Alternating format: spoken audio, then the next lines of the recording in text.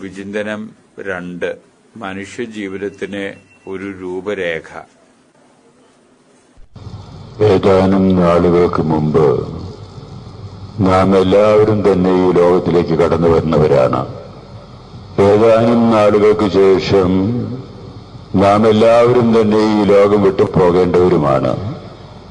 ഇടയിലുള്ള ഏതാനും നാളുകളാണ് നമുക്ക് ഈ ലോകത്തിൽ ജീവിക്കാൻ ഉള്ളത്. ഈ ലോകത്തിലുള്ള ഈ ജീവിതം വരുവാനുള്ള ലോകത്തിലേക്കുള്ള ജീവിതത്തിന്റെ മുന്നാസ്വാദനവും മുന്നൊരുക്കവുമാണ് എന്ന് വിശ്വസിക്കുന്നവരാണ് നാം എല്ലാവരും. അതുകൊണ്ട് തന്നെ ഈ മണ്ണിലെ മനുഷ്യന്റെ ജീവിതം പ്രാധാന്യമേറിയതും പ്രസക്തവുമാണ്.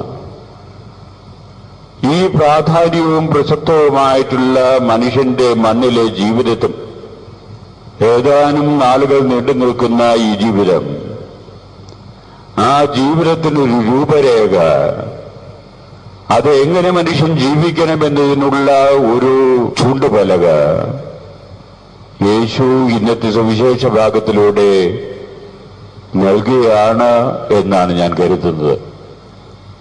യേശുവിന്റെ ഈ നിർദ്ദേശം, ഈ രൂപരേഖ, മനുഷ്യന് വേണ്ടിയുള്ള ഈ പെരുമാറ്റച്ചട്ടം രൂപപ്പെടുത്തപ്പെട്ടത് യേശുവിന്റെ ശിഷ്യന്മാരുടെ പ്രസക്തമായ ഒരു ചോദ്യത്തിന് ഉത്തരം എന്ന നിലയിലാണ്. എന്റേതായിട്ടുള്ള ചില ധ്യാന ചിന്തകൾ നിങ്ങളുമായിട്ട് ഞാൻ പങ്കുവയ്ക്കാൻ ഇന്ന് ആഗ്രഹിക്കുന്നു. യേശു നൽകുന്ന ആ ഉത്തരത്തിൽ 2 ഭാഗങ്ങളുള്ളതായിട്ടാണ് ഞാൻ കാണുന്നത്. ഇന്ന് നാം വായിച്ചു കേട്ട സുവിശേഷത്തിന്റെ അടിസ്ഥാനത്തിലാണ് ഞാൻ സംസാരിക്കുന്നത്. അതിൽ ആദ്യത്തെ ഭാഗത്തില് യേശു നമ്മുടെ ജീവിതത്തിന്റെ ഒരു രൂപരേഖ വരച്ചു കാണിക്കുന്ന അവസരത്തിൽ നമുക്കായിട്ട് നൽകുന്ന നിർദ്ദേശം ഇതാണ്: നിങ്ങൾ ശിശു സഹജമായ സ്വഭാവപ്രകൃതി ആർജിച്ചെടുക്കണം. ശിശുക്കളെ പോലെ നിങ്ങളായിത്തീരണം. ശിശു സഹജമായ ഒരു പ്രവർത്തന ശൈലിയായിരിക്കണം നിങ്ങളുടേത് എന്ന് യേശു ഉദ്ദേശിക്കുമ്പോ, എന്ന് നാം കേൾക്കുമ്പോ ഒരുപാട് ചിന്തകൾ നമ്മുടെ മനസ്സിലേക്ക് കയറി വരുന്നു. ശിശുക്കളുടേതായിട്ടുള്ള ഒരു പ്രകൃതി വിശേഷമാണ് മറ്റുള്ളവരെ അപേക്ഷിച്ച് അവരുടെ മാതാപിതാക്കന്മാരെ ആശ്രയിക്കാൻ ഉള്ള ഒരു വെമ്പല്. അവരിൽ കൂടുതൽ ആശ്രയബോധം കാണും. ശിശുക്കളെ സംബന്ധിച്ചുള്ള ഒരു പ്രകൃതി വിശേഷമാണ്, സ്വാഭാവികമായിട്ട് പറഞ്ഞാൽ അവർ നിഷ്കളങ്കരാണ്.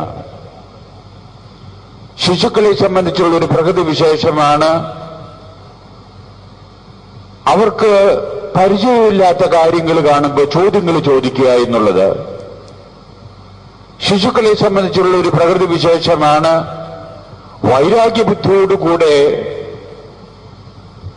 പകവച്ച് പെരുമാറാൻ ഇടവരാതിരിക്കുക എന്നുള്ളത്. ഇനി ഒരുപാട് പ്രകൃതികൾ അവർക്കുണ്ടാകാം.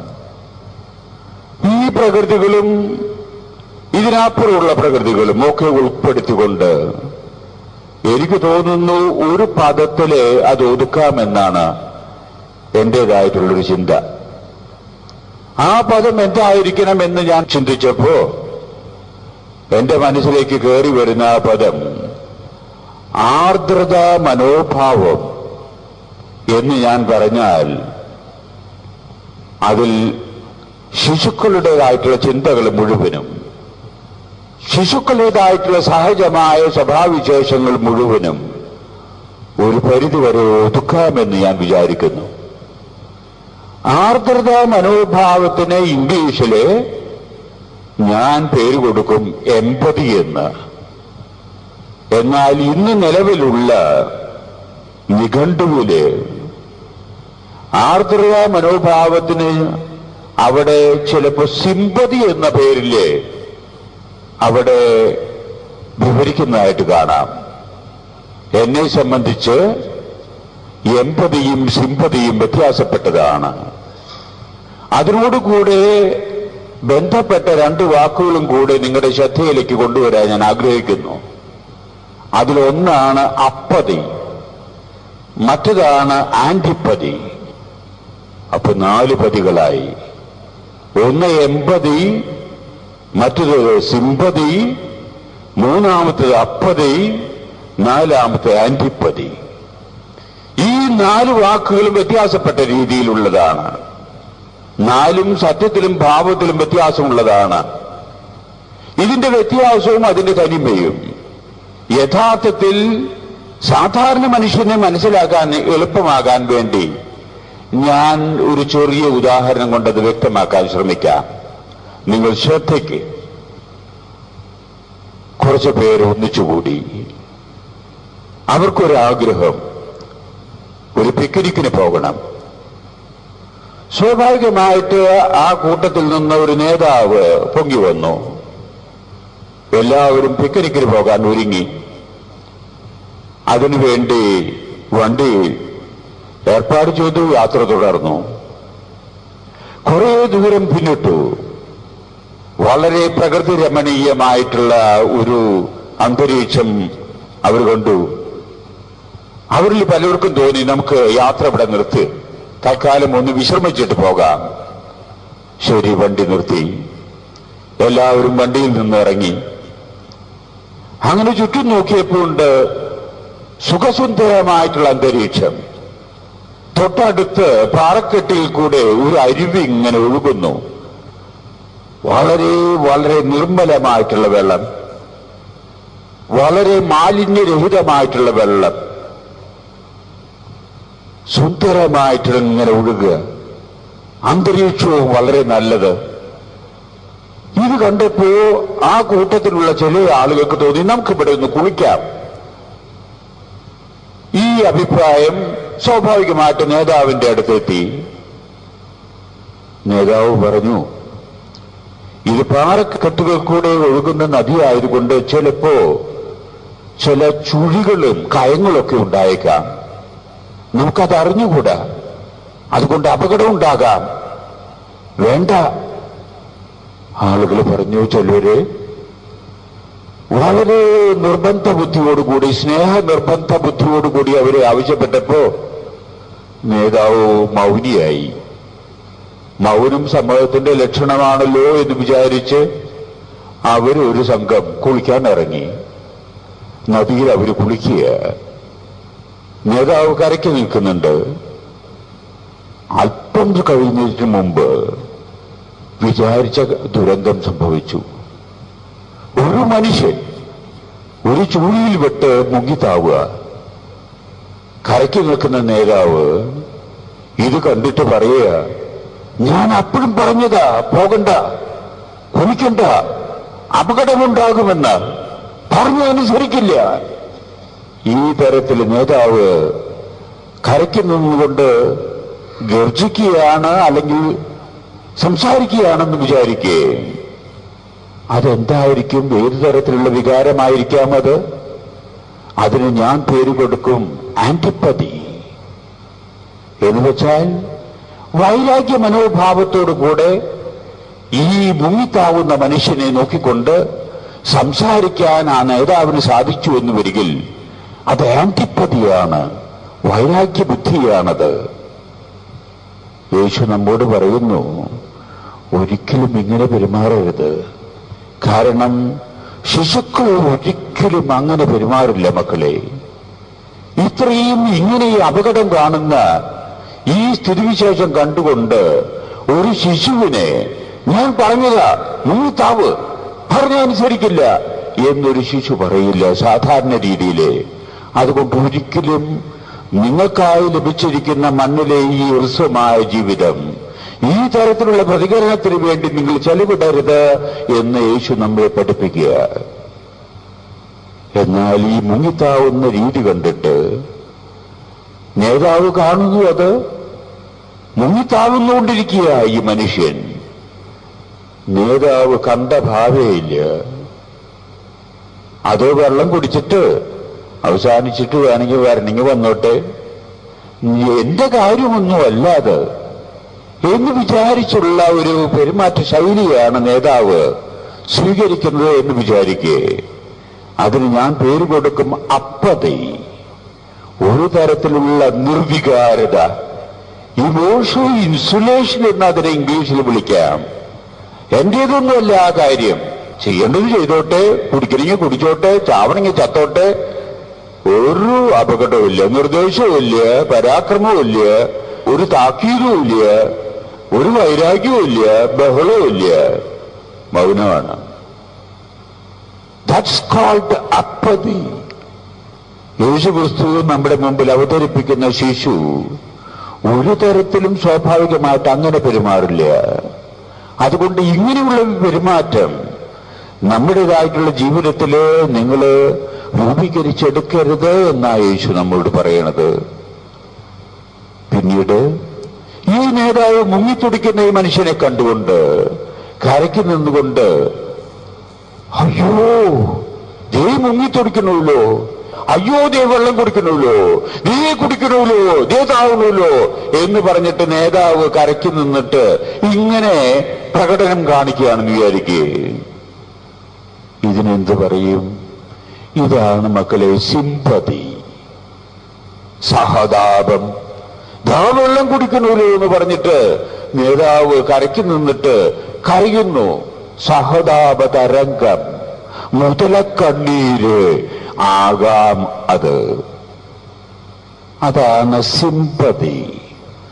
സാധാരണ ചില കുട്ടികള് ചിലപ്പോ അങ്ങനെ നിന്നിട്ട് നിലവിളിക്കും, വെള്ളം കുടിക്കണമല്ലോ എന്ന് പറയും. അങ്ങനെയും ഉണ്ടാകും കുട്ടികള്. പക്ഷെ എല്ലാ കുട്ടികളും അങ്ങനെയാവില്ല.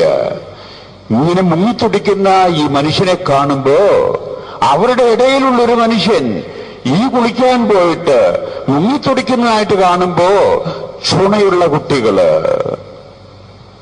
മിടുക്കന്മാരായിട്ടുള്ള കുട്ടികള്, വീട്ടിൽ വളർത്തപ്പെട്ട കുട്ടികള്, സർഗചേതനയുള്ള കുട്ടികള്, ഈ മനുഷ്യനെ രക്ഷിക്കാൻ വേണ്ടി ആ കുട്ടിക്ക് ചെയ്യാവുന്നതൊക്കെ ചെയ്യും. എന്തൊക്കെ ചെയ്യാവുന്നോ അതൊക്കെ ചെയ്യും. മിടുക്കന്മാരായ കുട്ടികളെ ഈ വ്യക്തിയെ രക്ഷിക്കുകയും ചെയ്യും. ഇത്തരം കുട്ടികൾക്കാണ് അവാർഡ് കൊടുക്കുന്നത്. നമ്മുടെ നാട്ടിലുണ്ട് ധീരമായിട്ടുള്ള പ്രവർത്തനങ്ങൾക്കുള്ളത് അവാർഡ്. യേശു കുട്ടികളെ സഹജമായ സ്വഭാവം നമ്മുടെ മുമ്പിൽ അവതരിപ്പിക്കുമ്പോൾ മന്ദബുദ്ധികളായിട്ടുള്ള കുട്ടികളുടെ സഹജമായ സ്വഭാവമാണോ നമ്മുടെ മാതൃകയ്ക്കായിട്ട് യേശു കൊണ്ടുവരുന്നു എന്ന് നമ്മൾ പ്രതീക്ഷിക്കേണ്ടത്? ഒരിക്കലും ആകില്ല.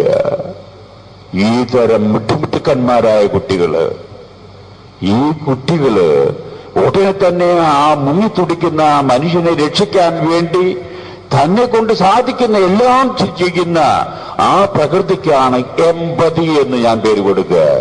ഇതാണ് യഥാർത്ഥത്തിലുള്ള ആർദ്രതാ മനോഭാവം. അത് വെറും സഹതാപമല്ല, അതിലെ എല്ലാം ഉണ്ട്. മരണത്തോട് മല്ലടിക്കുന്ന മനുഷ്യനെ രക്ഷിക്കാൻ വേണ്ടി ഉള്ള പരിശ്രമം അതിലുണ്ട്. വേദനിക്കുന്ന മനുഷ്യനെ രക്ഷിക്കാൻ വേണ്ടിയുള്ള പരിശ്രമം അതിലുണ്ട്. വേണ്ട സാഹചര്യത്തിനനുസരിച്ച് ജീവിക്കാനുള്ള ആർജവത്വം അതിലുണ്ട്. ഈ തരം വ്യക്തികളായിട്ട് നിങ്ങൾ തീരണമെന്നാണ് യേശു പറയുന്നത്.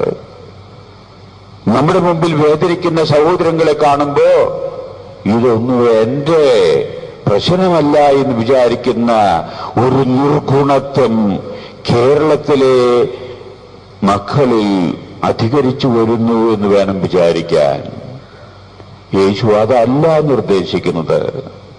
നമ്മുടേതായിട്ടുള്ള ജീവിതത്തിന്റെ ചൂണ്ടുപലക, നമ്മുടേതായിട്ടുള്ള ജീവിതത്തിന്റെ രൂപരേഖ യേശു വരച്ചു കാണിക്കുന്ന ആ രൂപരേഖ അതല്ല നമുക്കായിട്ട് നൽകുന്നത്. It is an empathetic approach to the environment. നമ്മുടെ പരിസരങ്ങളിൽ വ്യക്തികളോട് മാത്രമല്ല, പരിസരങ്ങളോടും ഈ തരത്തിലുള്ള ഒരു പെരുമാറ്റ ശൈലിക്കാണ് ഞാൻ പേര് കൊടുക്കുക ഒരു ആർദ്രതാ മനോഭാവം. ഒരു നനവുള്ള ഹൃദയം.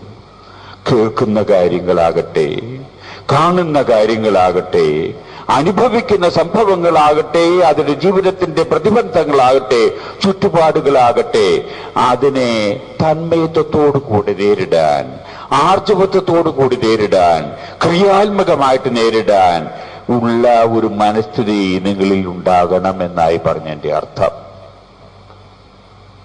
ഇതാണ് മിടുക്കുള്ള കുട്ടികളുടെ സഹജമായ സ്വഭാവവിശേഷമെന്ന് എനിക്ക് ഇന്ന് നിങ്ങളുടെ മുമ്പിൽ അവതരിപ്പിക്കാനുള്ളത്. അതുകൊണ്ട് ശിശു സഹജമായിട്ടുള്ള സ്വഭാവവിശേഷങ്ങൾ നിങ്ങൾ ആർജിച്ചെടുക്കണം എന്ന് യേശു നമ്മോട് പറയുമ്പോ ഈ തരത്തിലുള്ളൊരു ശിശുവാണ്, ഈ തരത്തിലുള്ളൊരു പെരുമാറ്റ രീതിയാണ് നമ്മുടേതായിട്ടുള്ള ജീവിതത്തിൽ നിന്ന് യേശു പ്രതീക്ഷിക്കുന്നത് എന്ന സത്യം നമ്മൾ മറക്കരുത്. രണ്ടാമത്തെ കാര്യം, യേശുവിന്റെ നിർദ്ദേശത്തിലെ 2 ഭാഗങ്ങളുണ്ട് എന്ന് ഞാൻ പറഞ്ഞു. ആദ്യത്തെ ഭാഗമാണ് നിങ്ങൾ ഇങ്ങനെ ആകണം. രണ്ടാമത്തെ ഭാഗത്തിലെ യേശു പറയുന്നു ആ രണ്ടാമത്തെ ഭാഗത്തിന് 2 ഭാഗങ്ങളുണ്ടെന്നാണ് എന്റെ കാഴ്ചപ്പാട്.